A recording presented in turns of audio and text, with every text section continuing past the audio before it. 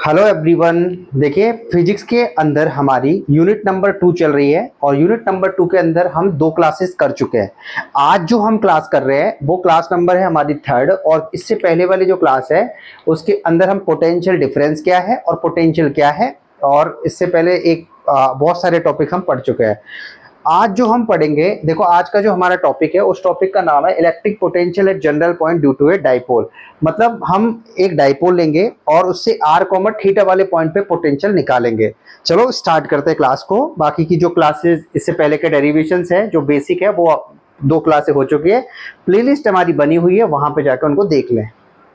जैसे देखो, सबसे पहले इंपॉर्टेंट काम होगा डायग्राम बनाना, क्योंकि डायग्राम के बिना ये समझ नहीं आएगा। तो सबसे पहले हमने क्या किया, देखो सबसे पहले हम बनाएंगे डाइपोल।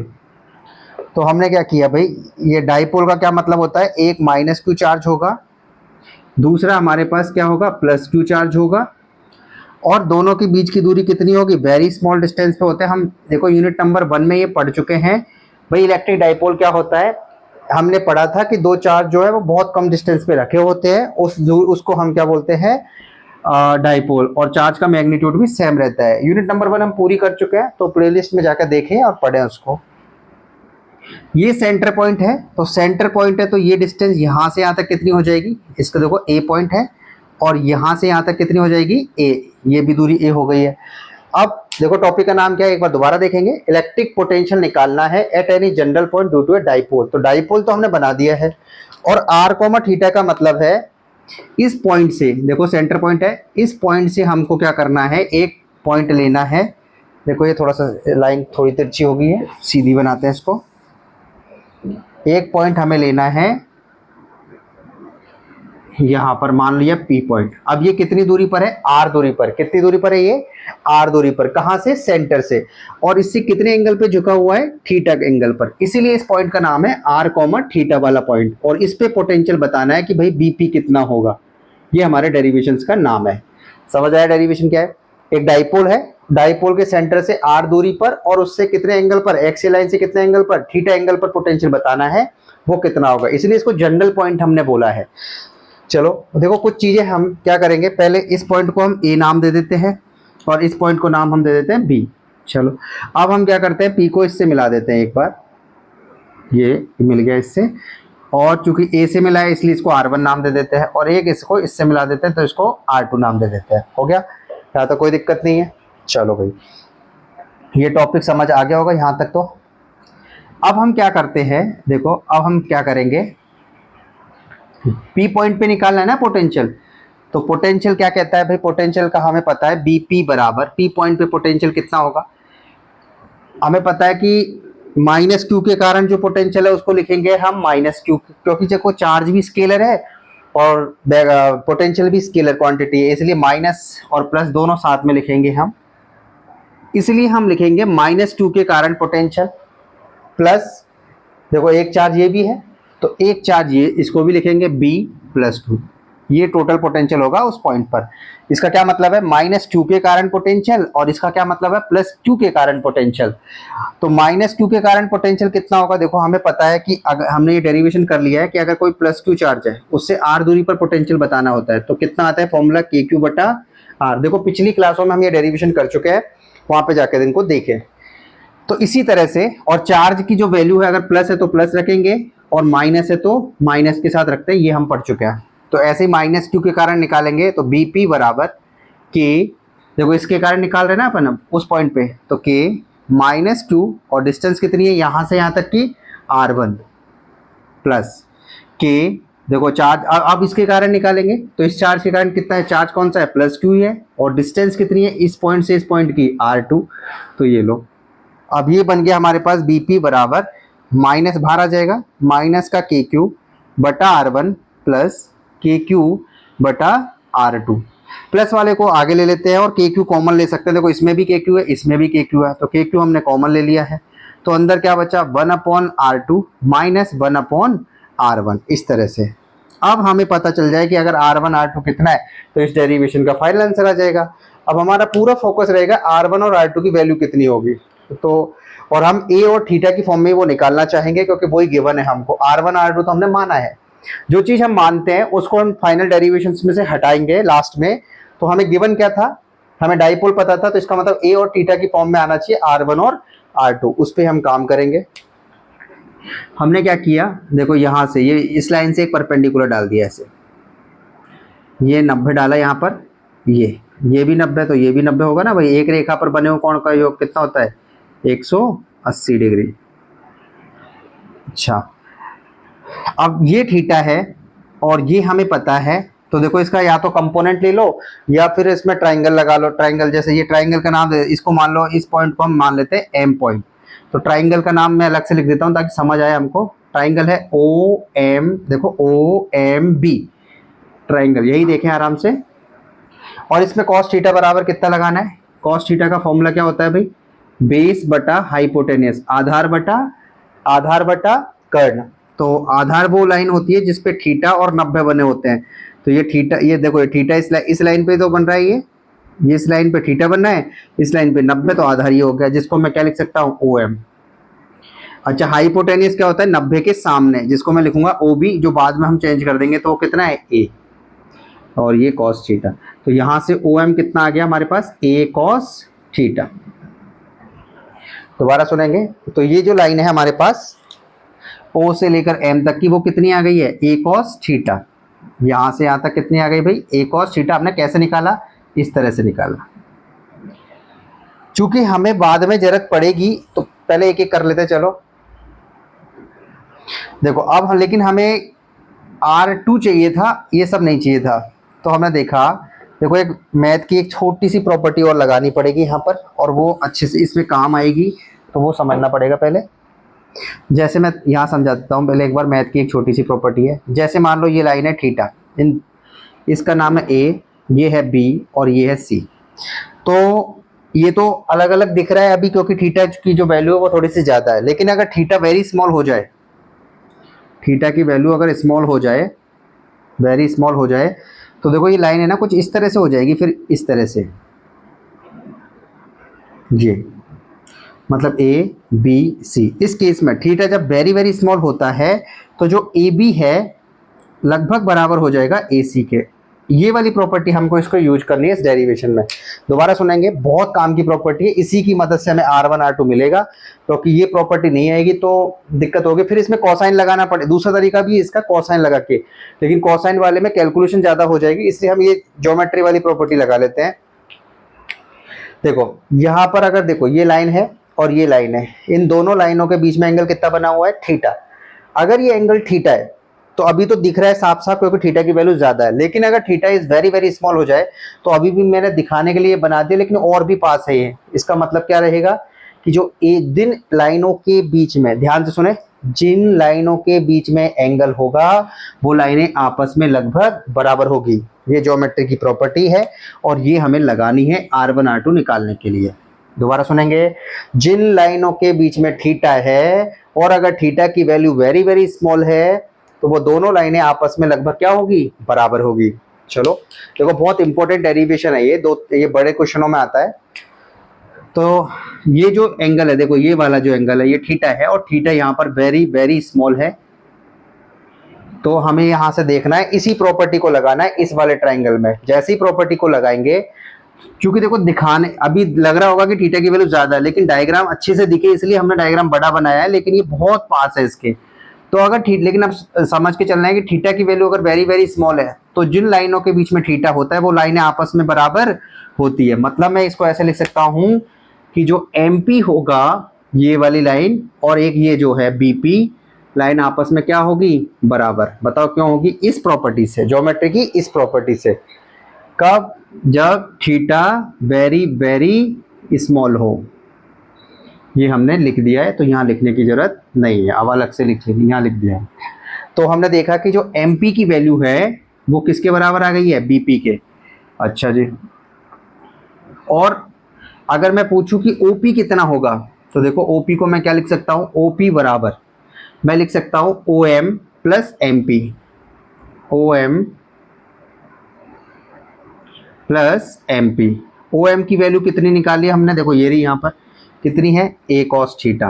और एम पी की वैल्यू कितनी निकाली है, एम पी की वैल्यू वही तो निकाल, वो देखो जो MP होगा वो किसके बराबर है, BP के, और MP और BP लगभग किसके बराबर हो जाएंगे, R2 के। देखो ये R2 ही तो था, तो MP की जगह क्या रख दूं मैं, R2, और OP कितना है, O से लेकर P तक, वो है R। देखो यहाँ पर बहुत अच्छे से समझना है इस टॉपिक को, क्योंकि ये बहुत अच्छा टॉपिक भी है। थोड़ी सी ज्योमेट्री की प्रॉपर्टी लगेगी, लेकिन मैं साफ साफ बता चुका हूँ ज्योमेट्री की ये वाली प्रॉपर्टी याद रखनी है। बायो वाले भी होंगे इसमें, तो बायो वालों को सिंपल से याद रखना है। देखो यहाँ पर जब थीटा की वैल्यू वेरी वेरी स्मॉल होती है, तो जिन दो लाइनों के बीच में थीटा बन रहा होता है वो दोनों लाइनें आपस में लगभग बराबर होती है। तो ये जैसे ये लाइन थीटा है, ये तो थीटा दोनों बराबर है, तो हमें देखा कि ये जो लाइन है ये सिर्फ इतना MP और BP दोनों आपस में बराबर होगी, और चूंकि BP कितना है, R2, तो R2 के तीनों बराबर होंगे। अब OP तो हमें पहले से ही पता था R है, OP कितना है, R है, तो OP को हम लिख सकते हैं OM plus MP, OM plus MP। तो OM की वैल्यू हमने यहां से निकाल दी कितनी, a cos थीटा। MP कितना है हमारे पास, MP है हमारे पास R2, सॉरी हाँ, MP किसके बराबर है, BP के, और BP किसके बराबर है, R2 के, और OP R था। हमें तो R2 चाहिए, क्योंकि हमें इसमें वैल्यू पुट करनी है ना R1 R2 की। तो R2 बराबर कितना आया, इसको इधर ले जाएंगे तो R minus a cos theta. ये लो भाई, एक तो हमने निकाल दिया है, R2 की वैल्यू हमने अच्छे तरीके से निकाल दी। अब सेम प्रोसेस करेंगे हम R1 के साथ। पहले एक बार नोट कर लें सारा, फिर R1 के केस में भी ज्योमेट्री प्रॉपर्टी लगाएंगे। देखो अब सारा काम हम करने वाले हैं R1 के लिए। अब R1 के लिए क्या करेंगे, तो हम ये तो निकाल ही चुके थे, अब हम क्या करेंगे, इस लाइन को थोड़ा सा आगे बढ़ा लेंगे और इस पॉइंट से परपेंडिकुलर डाल देंगे। देखो इस लाइन से क्या डाल देंगे, परपेंडिकुलर डाल देंगे इस पे। चूंकि ये थीटा है तो वर्टिकल अपोजिट शीर्षाभिमुख कोण के कारण ये भी कितना होगा, थीटा। तो क्या हमें बहुत अच्छे से पता है कि अगर ये थीटा होता है तो ये भी थीटा होगा। इसी को तो कहते हैं वर्टिकल अपोजिट एंगल। आमने सामने के कोण बराबर होते हैं तो उसे कौन सा कोण बोलते हैं, शीर्षाभिमुख। तो एक लाइन ये रही और एक लाइन ये रही, तो अगर ये थीटा बन रहा है तो ये भी कितना बनेगा, थीटा। चूंकि हमने इसको m माना था तो इसको हम बोल देते हैं n बोल देते हैं। तो देखो ट्राइंगल हम लगाते हैं, नाम देते हैं यहाँ से ANO, या ट्राइंगल हम देते हैं AON। पहले हम इतनी सी लेंथ निकाल लेते हैं, फिर हमें ये तो पता ही है टोटल कितनी है, R है, और ये जोड़ देंगे फिर इसमें, तो हमारे पास NP आ जाएगा। तो सबसे पहले हम क्या करेंगे, कॉस थीटा लगाए या साइन थीटा लगाए, देख लेते हैं। साइन थीटा बराबर क्या होता है, perpendicular upon hypotenuse. Sine theta बराबर क्या होता है, परपेंडिकुलर अपॉन हाइपोटेनियस, मतलब लंब बटा कर्ण। और लंब का मतलब होता है जो थीटा के सामने वाली साइड है, और सामने वाली साइड क्या है, AN। और हाइपोटेनियस का मतलब होता है 90 के सामने। तो ये लाइन तो कितनी है, OA, और इसकी लेंथ किसके बराबर है, A के बराबर है ये तो यहाँ पर A लिख दिया। यहाँ क्या आ गया, साइन थीटा। तो AN बराबर कितना आ गया यहाँ से हमारे पास, A साइन थीटा। तो AN जो आया हमारे पास, AN नहीं, ये अगर हम ध्यान से देखें तो साइन थीटा आएगा AN, लेकिन अगर हमें तो ये लेंथ नहीं चाहिए ना, हमें तो ये वाली लेंथ चाहिए, तो इसलिए कॉस थीटा लगाते हैं इसी ट्राइंगल में। तो कॉस थीटा बराबर कितना आता, बेस बटा हाइपोटेनियस। बेस का मतलब होता है जिसपे थीटा और 90 बने होते हैं, तो इसका नाम है ON। हाइपोटेनियस 90 के सामने मतलब A। तो कितना आया कॉस, तो ON बराबर कितना आया, A कॉस थीटा। इस तरह से, क्योंकि हमें ये लेंथ चाहिए ना। अब ध्यान से देखेंगे, ये लंबाई तो हमारे पास है R, और ये लंबाई हमारे पास निकल कर आ गई है ON, A cos थीटा। तो अगर मैं पूछूं NP कितना होगा, तो मैं यहाँ लिख देता हूँ, NP बराबर होगा N, या N से लेकर P तक कितना होगा, ON प्लस OP। मैं लिख देता हूँ, चलो इसको, ON प्लस ON यहाँ से यहाँ तक प्लस OP। ON की लंबाई कितनी निकाली है यहाँ, ये रही, A cos theta, plus OP कितना है, OP R है, NP। तो NP बराबर कितना आया, R plus A cos theta. हमारे पास NP बराबर इतना आ चुका है।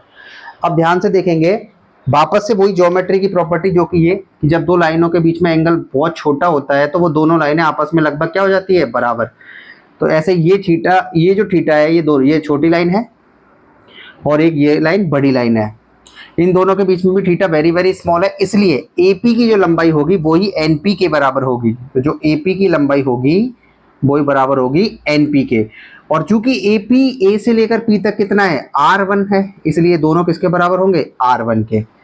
दोबारा सुनेंगे, देखो वही ज्योमेट्री की प्रॉपर्टी यही लग रही है इस बार भी। एक लाइन छोटी है, एक लाइन बड़ी है, दोनों के बीच में एंगल है स्मॉल, और स्मॉल एंगल होने पर दोनों लाइनें, छोटी लाइन और बड़ी लाइन आपस में लगभग बराबर हो जाती है, इसलिए AP और PN NP दोनों आपस में बराबर है, और AP की वैल्यू R1 है, इसलिए AP NP R1 के बराबर होंगे।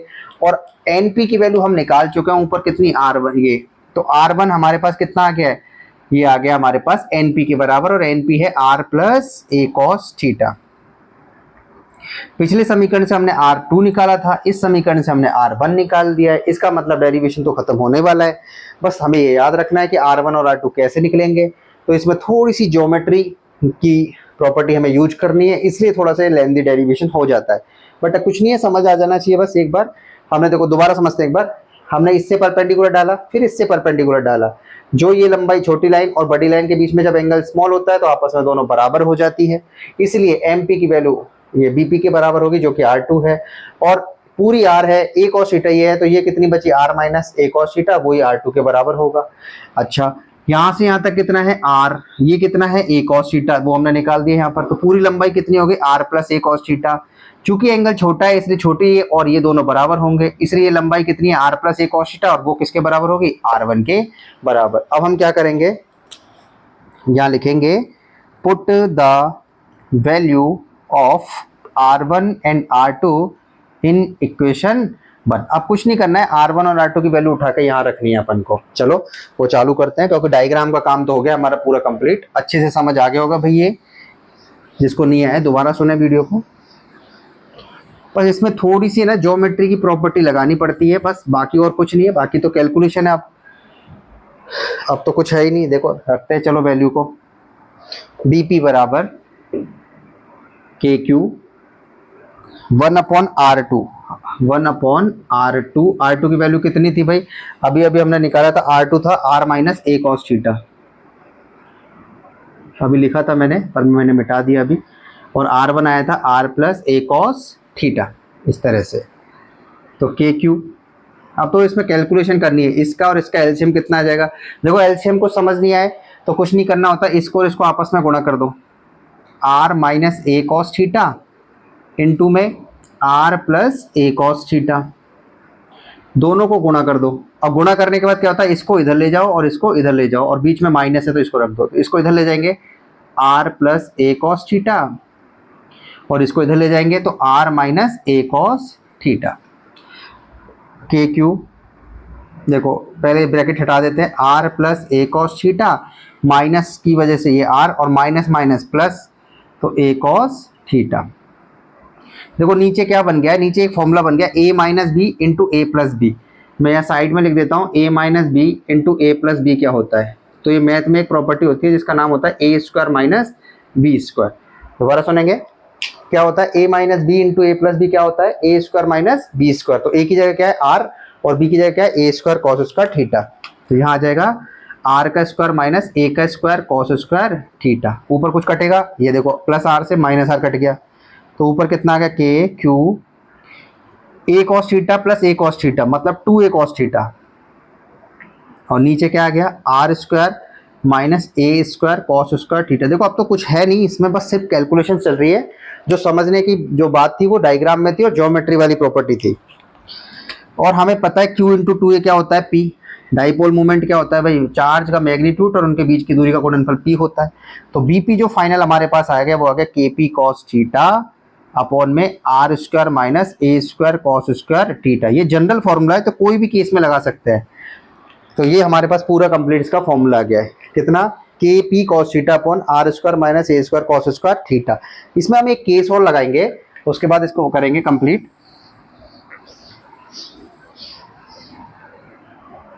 देखो अगर मान लो, देखो वैसे भी हमें पता है डाइपोल के जो बीच की जो डिस्टेंस होती है वो वेरी वेरी स्मॉल होती है, मतलब जो A है वो R से बहुत बहुत कम होता है, इसलिए हम लगाए कि if R is greater than A, तो जो R square minus A square cos square theta है, तो उसमें क्या होगा, A स्क्वायर की वैल्यू लगभग 0 है, और 0 को किसी से गुणा करो 0 आएगा, इसलिए तो पूरी स्टेप कट जाएगी और सीधा सीधा क्या बचेगा, R स्क्वायर। अब इसको यहाँ पुट कर देंगे इसमें, तो BP बराबर कितना आएगा, KP cos थीटा अपॉन में आर का स्क्वायर। तो जो आर कॉमा थीटा वाला पॉइंट होता है पी बिंदु, उस पे पोटेंशियल की वैल्यू कितनी आती है, K P cos theta upon R का स्क्वायर। यहाँ तक समझ आ गया होगा भाई। ये बहुत अच्छा डेरिवेशन है और एग्जाम में बड़े क्वेश्चनों में ये आता है। तो इस तरह से ये पूरा डेरिवेशन कंप्लीट होता है हमारा। इसके देखो केस थोड़े से अगर हम देखें, नोट कर लेना भाई। ये सब हमारे पास जो डायग्राम था, बेसिक डायग्राम देखें अगर एक बार, छोटा सा डायग्राम बनाए। ये ओ पॉइंट था, ये माइनस क्यू था, ये प्लस क्यू था और ये पी पॉइंट था। ये आर दूरी पर था और ये थीटा पॉइंट पे था। तो ध्यान से देखें, दोनों चार्जेस को मिलाने वाली लाइन कौन सी लाइन होती है, एक्सियल लाइन। और चार्जेस के परपेंडिकुलर लाइन कौन सी होती है, इक्वेटोरियल लाइन, अक्षीय रेखा और निरक्षीय रेखा। मतलब ये लाइन कौन सी है, अक्षीय रेखा, एक्सियल लाइन। ये हम पढ़ चुके हैं भाई यूनिट नंबर 1 में अच्छे तरीके से। जिसको समझना है वापस से वीडियो जाकर देखें। अक्षीय रेखा और इस सेंटर से तो पास हो लेकिन अक्षीय रेखा के परपेंडिकुलर हो, उसे हम बोलते हैं इक्वेटोरियल लाइन। कौन सी लाइन, इक्वेटोरियल लाइन, जिसको हम बोलेंगे निरक्षीय रेखा। हिंदी में क्या बोलेंगे, निरक्षीय रेखा। तो देखो अगर ध्यान से देखें तो ये पी पॉइंट, अगर अक्षीय रेखा की बात हो रही है, अक्षीय लाइन की बात हो रही है, तो थीटा की वैल्यू कितनी होनी चाहिए। और अगर इक्वेटोरियल लाइन की बात हो रही है तो थीटा की वैल्यू कितनी होती है। देखो डायग्राम देख के बताएंगे एक बार। ये जो बीच में रखा हुआ है, तो अगर अक्षीय रेखा पर आना है इस लाइन को तो कितना होना चाहिए, 0 डिग्री। और अगर इस लाइन को निरक्षीय रेखा पे जाना है तो थीटा कितना होना चाहिए, 90 डिग्री। तो ये तो डायग्राम देख के पता चल रहा है कि जो निरक्षीय रेखा है उसके लिए थीटा 90 होना चाहिए और इसके लिए कितना होना चाहिए, 0 डिग्री। बस इसमें हम पुट कर देंगे कि अगर थीटा बराबर 0 डिग्री रखे तो क्या आएगा और थीटा बराबर 90 डिग्री रखे तो क्या आएगा। तो जैसे ही हम ये रखेंगे तो ये एक्सियल लाइन को दिखाएगा और ये रखेंगे तो ये इक्वेटोरियल लाइन को दिखाएगा, निरक्षीय रेखा और अक्षीय रेखा को। तो वैल्यू पुट करेंगे एक बार। तो बीपी बराबर के पी कॉस थीटा की जगह 0 रखना है ना, 0 अपॉन आर का स्क्वायर। कॉस 0 की वैल्यू कितनी होती है, 1, इसलिए के पी बटा आर स्क्वायर। हालांकि पिछली क्लास में हम सेपरेट डेरिवेशन कर चुके हैं, बट इतना हमें करने की जरूरत नहीं है क्योंकि एनसीईआरटी में हमारे एक ही डेरिवेशन है, उसके हिसाब से केस बना सकते हैं अपन। चलो भाई इसमें बताओ। तो बीपी बराबर के पी कॉस 90 डिग्री अपॉन में कितना, आर का स्क्वायर। और कॉस 90 होता है 0 और 0 को किसी से ही गुणा करो, आंसर कितना आने वाला है, 0। इसलिए रिजल्ट के तौर पे हम याद रखेंगे कि एक्सियल पॉइंट पे पोटेंशियल कितना होता है, केपी बटा आर का स्क्वायर। और इक्वेटोरियल पॉइंट पे पोटेंशियल कितना होता है, 0। और अगर आर कॉमा थीटा वाला पॉइंट पूछा जाता है जनरल पॉइंट, तो कितना होता है, KP cos theta upon R का स्क्वायर। और आर कॉमा थीटा का क्या मतलब होता है मैंने यहाँ पे पूरी तरह से बता दिया है। तो इस तरह से ये डेरिवेशन हमारे जो पोटेंशियल था, एक्सियल पे पूछे चाहे इक्वेटोरियल पे पूछे चाहे जनरल पॉइंट पे पूछे, वो पूरा कंप्लीट हमारा हो चुका है। अब पोटेंशियल वाला पोर्शन हमारा खत्म हो गया है। अब इसके बाद हम पढ़ेंगे इक्विपोटेंशियल सरफेस क्या चीज होती है। पहले इसको नोट करो।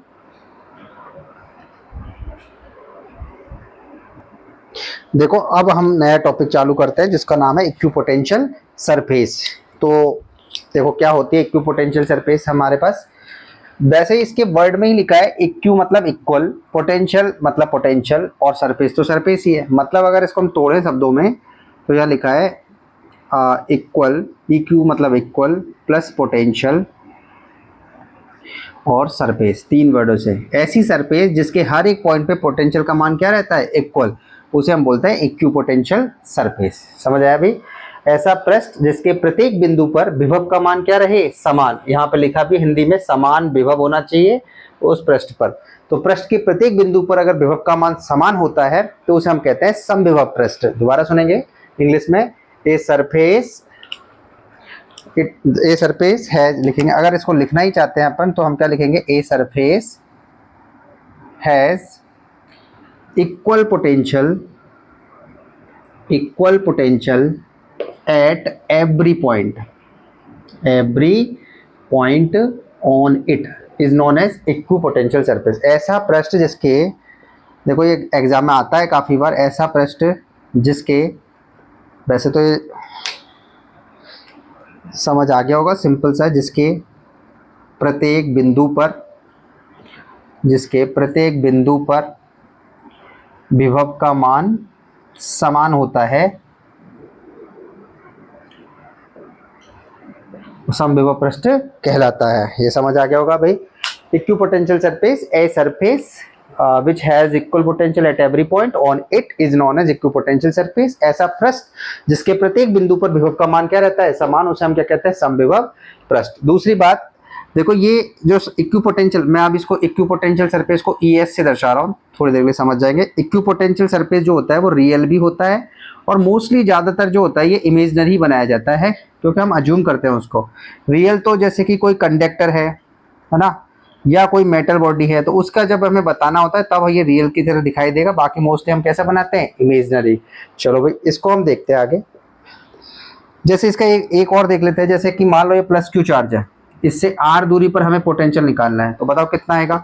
यहाँ पर हमने देखा था के क्यू बटा आर आएगा। मान लो एक आर इतनी दूरी पर एक पोटेंशियल और चाहिए, के क्यू बटा आर आएगा। एक और पे निकालो, आर दूरी पर है तो उसका भी पोटेंशियल कितना होगा, के क्यू बटा आर, ये तो हम पढ़ चुके हैं। और एक और आर है मान लो, तो बी बराबर इस पे भी कितना आएगा, के क्यू बटा आर। अब इन सारे पॉइंटों को जोड़ दें। अगर इन सारे पॉइंटों को जोड़ दें, मतलब और भी हो सकते हैं बट मैंने 4 बनाए, और इन सब पॉइंटों को जोड़ दे तो जो सरफेस बनकर आई है देखो, उसे ही बोलते हैं इक्विपोटेंशियल सरफेस। इसके हर एक पॉइंट पे पोटेंशियल की वैल्यू के क्यू बटा आर है, के क्यू बटा आर है, के क्यू बटा आर है, के क्यू बटा आर है। तो ऐसा पृष्ठ जिसके प्रत्येक बिंदु पर विभव का मान समान होता है उसे हम इक्विपोटेंशियल सरफेस कहते हैं। देखो एक चीज और है इसमें, जैसे मान लो प्लस क्यू चार्ज है, इसके चारों तरफ हमने इक्विपोटेंशियल सरफेस बनाई। अब जैसे और आर, पहले दूरी आर थी, अब कितनी हो गई है, 2r। और एक और मान लेते हैं, चलो एक दूरी और बनाते हैं, 3r। तो हमें ये तो पता है कि E का जो फॉर्मूला हमारे पास आता है, के क्यू बटा आर का स्क्वायर आता है, के क्यू बटा आर का स्क्वायर आता है, और B का फॉर्मूला आता है, के क्यू बटा आर आता है।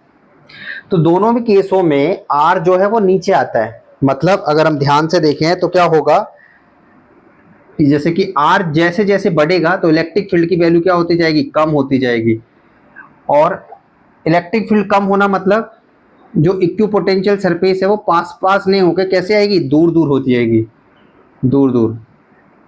आगे चल के पढ़ेंगे हम। जैसे इसका इक्विपोटेंशियल सरफेस इस तरह से, फिर ये और दूर आएगा इस तरह से, इस तरह से ये बनता जाएगा। मतलब यहाँ तो ये पास पास दिखेगी चार्ज के पास, और बाद में जैसे जैसे दूर जाते जाएंगे ये गैप जो है वो ज़्यादा दिखाई देगा। गैप ज़्यादा क्यों, क्योंकि आर के बढ़ने से इलेक्ट्रिक फील्ड की वैल्यू कम होती जा रही है, इसलिए हमने वहाँ पर ये रखा है।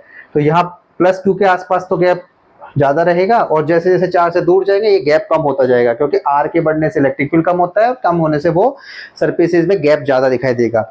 इस तरह से हमने इक्विपोटेंशियल सरफेस की डेफिनेशन पढ़ी। बताओ इक्विपोटेंशियल सरफेस क्या होता है, एक ऐसी सरफेस जिसके हर एक पॉइंट पे पोटेंशियल का मान इक्वल होता है उसे इक्विपोटेंशियल सरफेस कहते हैं। ये रियल और इमेजनरी हो सकता है, मोस्टली इमेजनरी होता है। कंडक्टर और मेटल का मैंने बना के दिखाया जैसे। और दूसरी बात हमने यहाँ पे एक डिफरेंस सीखा, चार्ज के पास जहां जहां पास पास में इक्विपोटेंशियल सरफेस पास पास होगी, क्योंकि इलेक्ट्रिक फील्ड ज्यादा होता है। जैसे जैसे दूर जाते जाएंगे वो गैप भी बढ़ता जाएगा। अब हम चलते हैं इसकी प्रॉपर्टीज पे। चलो प्रॉपर्टी क्या क्या होती है इक्विपोटेंशियल सरफेस की।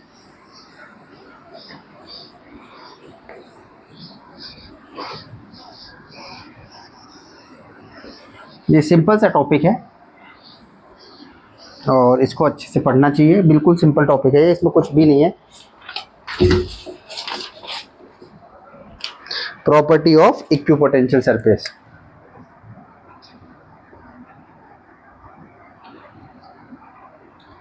मैं शॉर्ट में लिख रहा हूं, इक्विपोटेंशियल सरफेस समविभव पृष्ठ के गुणधर्म। पहला तो डेफिनेशन वाला ही लिख सकते हैं कि इक्विपोटेंशियल सरफेस कैसी सरफेस होती है, a surface which has equal potential at every point on it. Equipotential ऐसा पृष्ठ जिसके प्रत्येक बिंदु पर विभव का मान समान होता है। तो वो लिखने की जरूरत नहीं है, वो तो एक डेफिनेशन में लिख दिया हमने, एग्जाम में लिख सकते हो। अगली प्रॉपर्टी देखो, इसमें प्रॉपर्टी होती है no work is done on moving a charge, और वो चार्ज कहाँ मूव करना चाहिए, ऑन इक्विपोटेंशियल सरफेस। इसको हिंदी में अगर लिखना हो तो कैसे लिखेंगे, समविभव पृष्ठ पर आवेश को गति कराने में किया गया कार्य शून्य होता है। ये हमारी पहली प्रॉपर्टी है। अब इसको हम हर एक प्रॉपर्टी को एक्सप्लेन करेंगे अच्छे तरीके से। देखो एक्सप्लेनेशन देखेंगे इसका कैसे लिख लेना, इसको व्याख्या कर रहे हैं अपन इसकी। जैसे माना कि ये कोई इक्विपोटेंशियल सरफेस हम मान लेते हैं, इस सरफेस का नाम हम दे देते हैं इक्विपोटेंशियल सरफेस। अब इस पे 2 पॉइंट मान लेते हैं। देखो ये सरफेस है ना, लेकिन अब हमको दिखाने के लिए ऐसे लग रहा है ये इस पे ही माना है हमने, ये ए पॉइंट है और ये बी पॉइंट है। क्यू नॉट चार्ज को हम मूव करा रहे हैं एक बिंदु से दूसरी तरफ, तो हमें क्या करना पड़ेगा, वर्क करना पड़ेगा। और ए से बी तक ले जा रहे चार्ज को, इसलिए वर्क जो किया जाएगा उसको नाम होगा WA2B। चलो भाई आगे, इक्विपोटेंशियल सरफेस है इसलिए ए पे जो पोटेंशियल होगा वही बी पे होगा, और दोनों का पोटेंशियल सेम होगा इसलिए हम उसको बी मान लेते हैं। तो according to definition of potential difference, according to definition of potential difference, विभवांतर की परिभाषा से, देखो हिंदी में बोल भी रहा हूँ, लिख लेंगे, छोटी छोटी चीजें हैं। तो विभवांतर की परिभाषा से, विभवांतर की परिभाषा क्या थी भाई, एक बिंदु से दूसरे बिंदु तक ले जाने में कहा। तो फाइनल पॉइंट है बी, तो BB माइनस BA, तो जो वर्क डन होता है और किस चार्ज को ला रहे हैं, क्यू नॉट, और क्यू नॉट की वैल्यू तो वैसे ही कितनी होती है 1 कूलम, क्योंकि इसको टेस्ट चार्ज बोलते हैं अपन। देखो ये डेफिनेशन हम पढ़ चुके हैं इसकी 2 क्लासों के अंदर वहां जाके इसको देखें। अब बी पे पोटेंशियल कितना है बी, ए पे पोटेंशियल कितना है उस पे BB, और WA2B, क्यू नॉट की वैल्यू तो 1 हो गई थी, बी से बी कटा 0 बना, तो WAB कितना आ गया 0। तो देखो ए से बी तक चार्ज को ले जाने में कार्य कितना किया गया 0, और यही हमारी प्रॉपर्टी थी, इसको हमने अच्छे से एक्सप्लेन कर दिया। तो no work is done to move a charge from one point to another point on equipotential surface. अगर समविभव पृष्ठ है तो उसके एक बिंदु से दूसरे बिंदु तक चार्ज को ले जाने में किया गया कार्य कितना होता है 0। प्रॉपर्टी नंबर 2, देखो प्रॉपर्टी नंबर 2 क्या कहती है,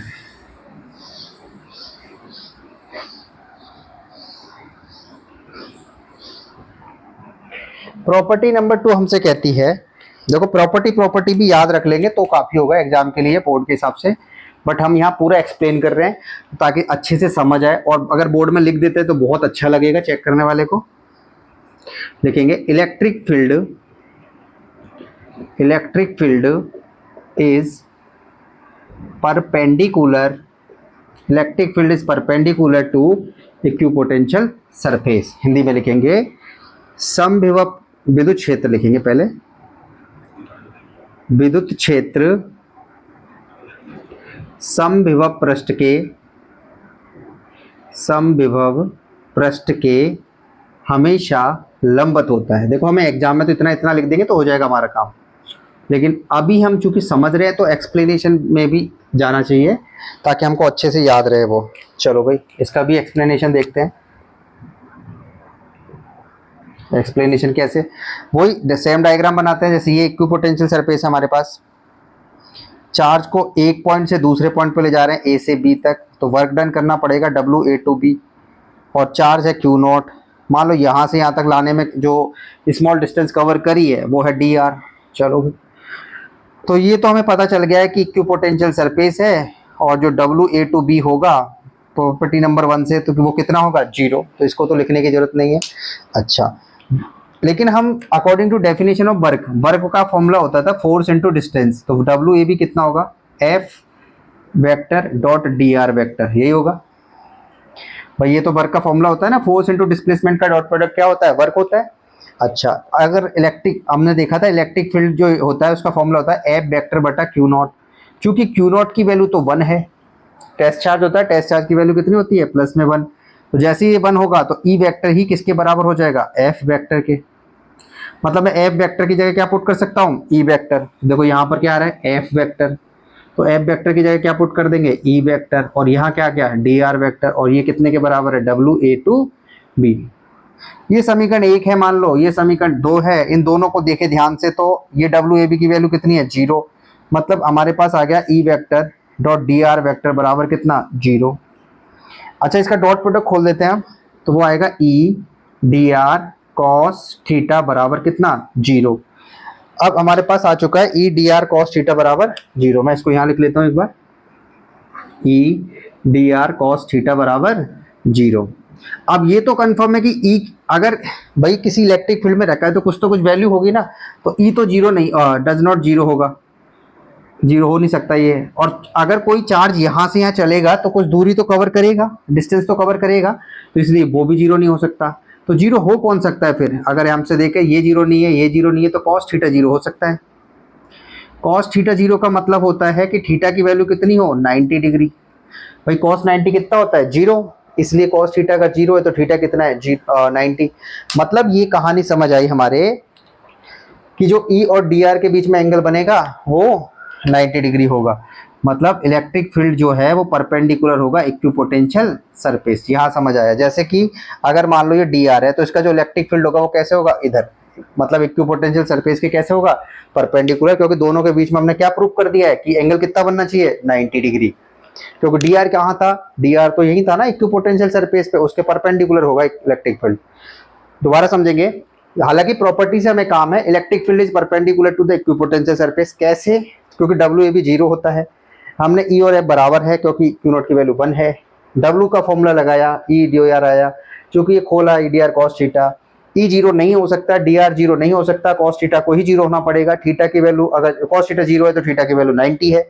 और थीटा किसके बीच में है, ई और डी आर के। मतलब डी आर अगर ऐसे है तो इलेक्ट्रिक फील्ड परपेंडिकुलर होगा। और यही हमारी प्रॉपर्टी थी, electric field is perpendicular to the equipotential surface. देखो हमने बहुत अच्छी प्रॉपर्टी है, इसको लिखें एक बार, फिर आगे की प्रॉपर्टी बात करते हैं। देखो नेक्स्ट प्रॉपर्टी हमारे पास, कभी भी दो इक्विपोटेंशियल सरफेस एक दूसरे को नहीं काट सकती। कितनी हो गई, थर्ड प्रॉपर्टी है ये। Two equipotential surface can never intersect each other. मतलब दो समविभव पृष्ठ कभी भी एक दूसरे को नहीं काटते हैं।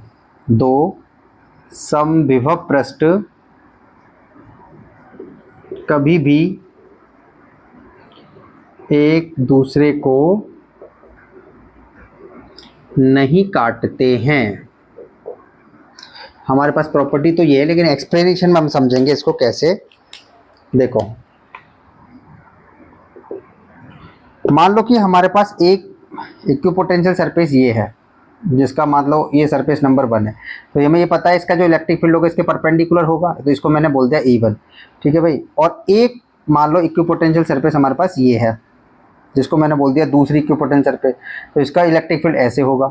तो देखो एक ही पॉइंट पर इलेक्ट्रिक फील्ड की दो डायरेक्शन आ रही है, जो कि पॉसिबल नहीं है। इसलिए कभी भी दो इक्विपोटेंशियल सरफेस एक दूसरे को काटती नहीं है। तो देखो इक्विपोटेंशियल सरफेस क्या चीज होती है, ऐसी सरफेस जिसके हर एक पॉइंट पे पोटेंशियल का मान सेम होता है, उसे हम इक्विपोटेंशियल सरफेस कहते हैं। प्रॉपर्टी नंबर 1 क्या पढ़ा था हमने, कि प्रॉपर्टी नंबर 1 ये था कि कोई एक no work is done to move a charge from one point to another point on equipotential surface. समविभव पृष्ठ पर एक बिंदु से दूसरे बिंदु तक आवेश को ले जाने में किया गया कार्य कितना होता है, 0। प्रॉपर्टी नंबर 2 में हमने पढ़ा electric field is always perpendicular to equipotential surface. समविभव पृष्ठ के हमेशा विद्युत क्षेत्र लंबवत होता है।